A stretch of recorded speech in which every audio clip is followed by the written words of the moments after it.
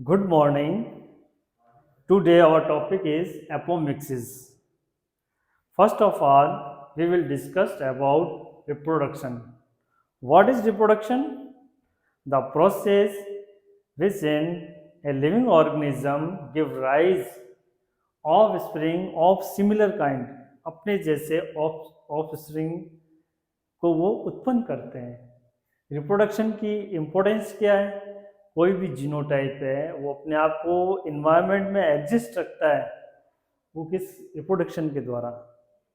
किसी भी जीनोम को अगर मेंटेन करना होता है तो भी रिप्रोडक्शन की आवश्यकता होती है, और किसी भी जीनोटाइप का मल्टीप्लिकेशन करना है वो भी थ्रू किसके? रिप्रोडक्शन के। Reproduction it is two type, asexual reproduction and sexual reproduction. In asexual reproduction, plant multiply without fusion of male and female gamete. And in sexual reproduction, fertilization process is must and embryo developed through fertilization. और asexual reproduction भी दो प्रकार का होता है, vegetative reproduction and apomixis. In vegetative reproduction, plant multiply by means of various vegetative parts. जो plant है वो मल्टीप्लाई करता है वेरियस वेजिटेटिव पार्ट, जैसे रूट स्लिप हो गई, जितनी भी प्रकार की ग्रासेज हैं वो रूट स्लिप्स के द्वारा, नट्स के द्वारा आगे इनका डिवीज़न होता है। और जैसे आप शुगर कैन है, नेपियर है, इसके अंदर स्टेम कटिंग्स काम में आती है। जो पोटैटो है वो ट्यूबर्स के द्वारा उसको आगे मल्टीप्लाई किया जाता है। इसी प्रकार जिंजर है और हल्दी है वो राइजोम्स के द्वारा मल्टीप्लाई होती है। ऑनियन है, गार्लिक है, बल्बिल्स जो है उसके द्वारा वो मल्टीप्लाई होते हैं। तो ये जितने भी प्लांट पार्ट्स हैं उससे वो मल्टीप्लाई हो रहा है, वो जो प्रोसेस है वो वेजिटेटिव रिप्रोडक्शन कहलाती है। फिर एपोमिक्सिस।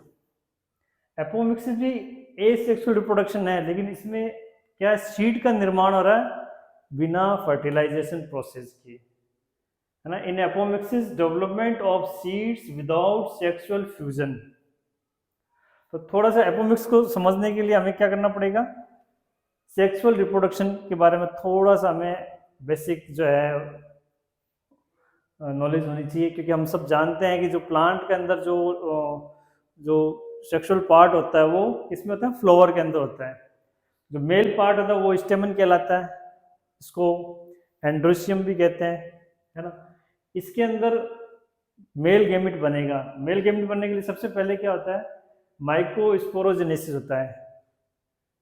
तो माइक्रोस्पोरोजेनेसिस में माइक्रोस्पोर बनता है ना। इसमें जो क्रिया होगी वो मियोसिस की होती है।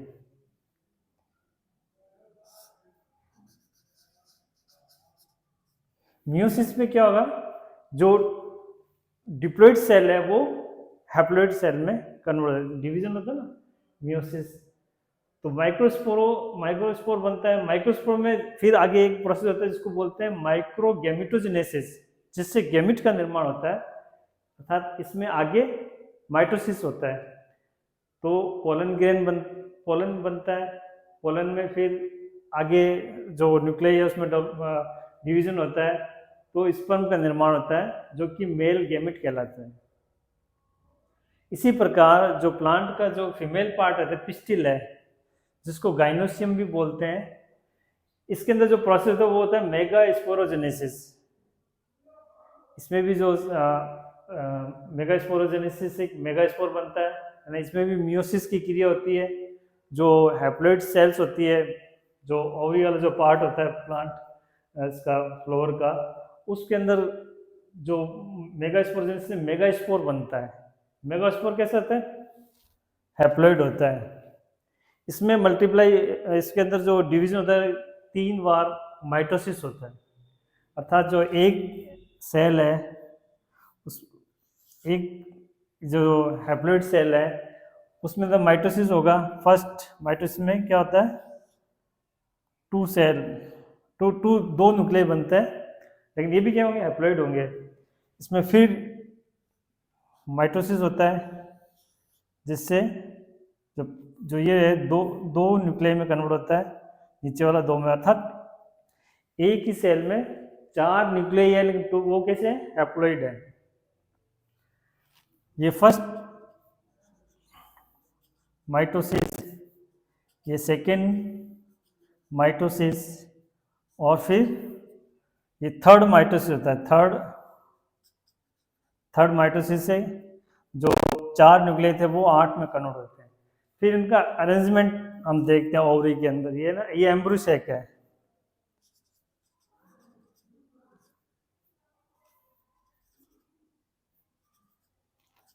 एम्ब्रियो सैक है, इसमें जो अरेंजमेंट,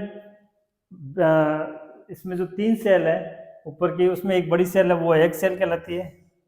इसके जो पास की दोनों सेल है वो सिनर्जिड सेल कहलाती है। और इसके अपोजिट साइड में जो 3 सेल का जो अरेंजमेंट है वो एंटीपोडल सेल कहलाता है। और जो जो बची शेष 2 न्यूक्लियस है, वो जो न्यूक्लियस है वो पोलर न्यूक्लियस कहलाते हैं।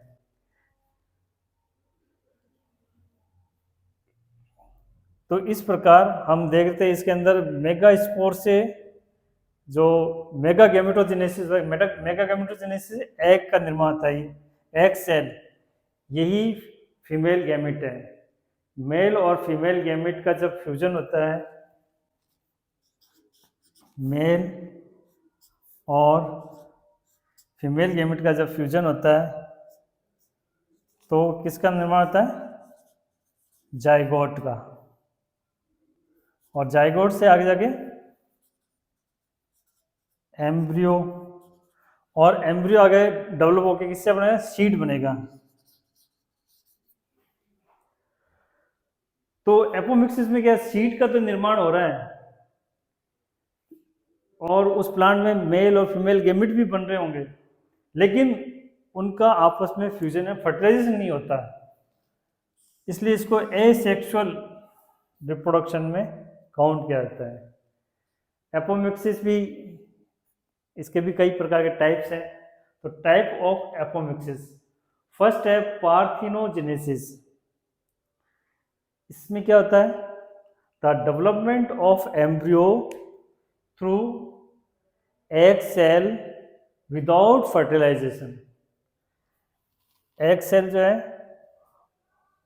उससे एम्ब्रियो डेवलप होगा। तो ये एम्ब्रियो किस प्रकार का होगा? क्योंकि ये जो सेल है, जो न्यूक्लियस है वो किस प्रकार का है? हैप्लॉइड है। तो इससे जो एम्ब्रियो बनेगा वो भी हैप्लॉइड होगा, और इससे जो प्लांट बनेगा वो भी हैप्लॉइड बनेगा।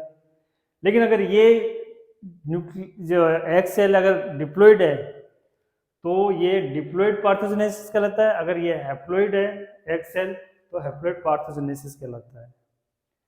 सेकेंड टाइप है एपोगेमी। एपोगेमी में क्या होता है कि एम्ब्रियो डेवलप्ड, इसमें embryo developed either synergid cell और एंटीपोडल सेल, है ना। सिनर्जिड सेल से या एंटीपोडल सेल से अगर एम्ब्रियो का निर्माण होता है तो वो एपोगेमी कहलाता है। क्योंकि ये भी सभी गैमेट्स ही है ना, तो इसका नाम एपोगेमी, इस जो फिनोमेना है इसको एपोगेमी कहते हैं। फिर थर्ड है एपोस्पोरी। एपोस्पोरी में क्या होता है कि development of another embryo sac, यहाँ अलग से एक एम्ब्रियो सैक डेवलप होगा।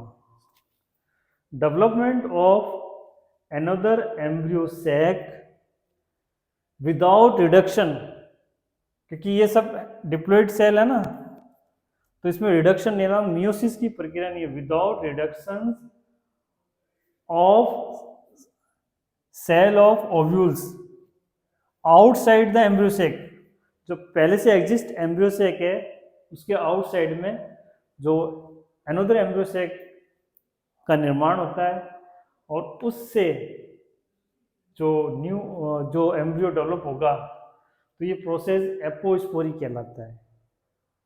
ये भी 2 प्रकार का होता है, जनरेटिव एपोस्पोरी और जनरेटिव एपोस्पोरी और सोमेटिक एपोस्पोरी।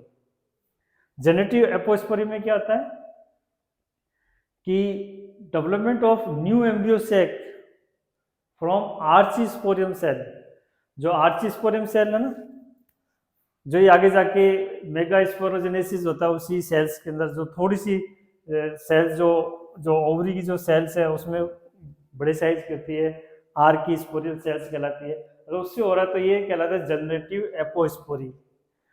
अगर ये जो नया जो एम्ब्रियो सेक डेवलप हो रहा है, न्यूसिलस, ये न्यूसिलस या इंटेगुमेंट, इनकी कोई सेल से अगर कोई नया एम्ब्रियो सेक डेवलप हो रहा है, उससे फिर आगे जगह एम्ब्रियो डेवलप होता है, तो वो जो फिनोमिना है वो एपोस्पोरी एपोमिक्सिस के अंतर्गत आती है।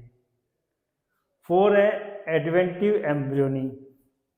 एडवेंटिव एम्ब्रियोनी में क्या होता है कि development of embryo through diploid cell of ovule without laying outside the embryo सेक।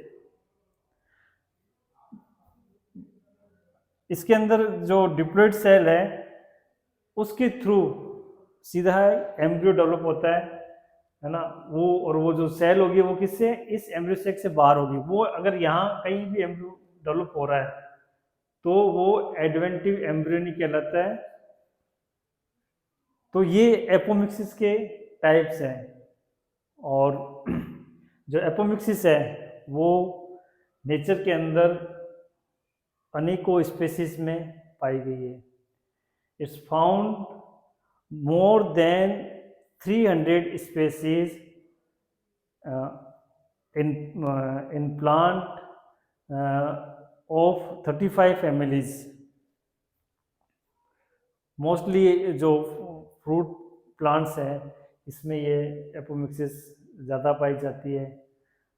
और इसका प्लांट ब्रीडिंग में क्या रोल है, क्यों इम्पोर्टेंस है, क्यों आप लोगों को एपोमिक्सिस पढ़ाया जा रहा है, कुछ ना कुछ इम्पोर्टेंस है तभी तो उसको पढ़ाया जा रहा है। तो इसका बेसिक इम्पोर्टेंस क्या होता है कि जैसे जैसे हाइब्रिड सीड जो प्रोडक्शन करते हैं बहुत कॉस्टली होता है, हर साल हाइब्रिड सीड का प्रोडक्शन करना पड़ता है। तो अगर हाइब्रिड सीड जो हाइब्रिड है उसमें ये फिनोमिना पाई जाए, एपोमिक्स को फाइंड आउट कर दिया जाए, तो क्या होगा, हर साल अगर एपोमिक्सिस उसमें पाया जाता है या किसी भी जीनोटाइप जो कि बहुत सुपीरियर जीनोटाइप्स है या जिसमें हाइब्रिड विगर ज़्यादा है, उसमें अगर एपोमिक्सिस फिनोमिना है तो जनरेशन आफ्टर जनरेशन वो उस सुपीरियरिटी को, उस हाइब्रिड विगर को वो मेंटेन करता हुआ चलता है। इस प्रकार की रिसर्च का कार्य चल रहा है।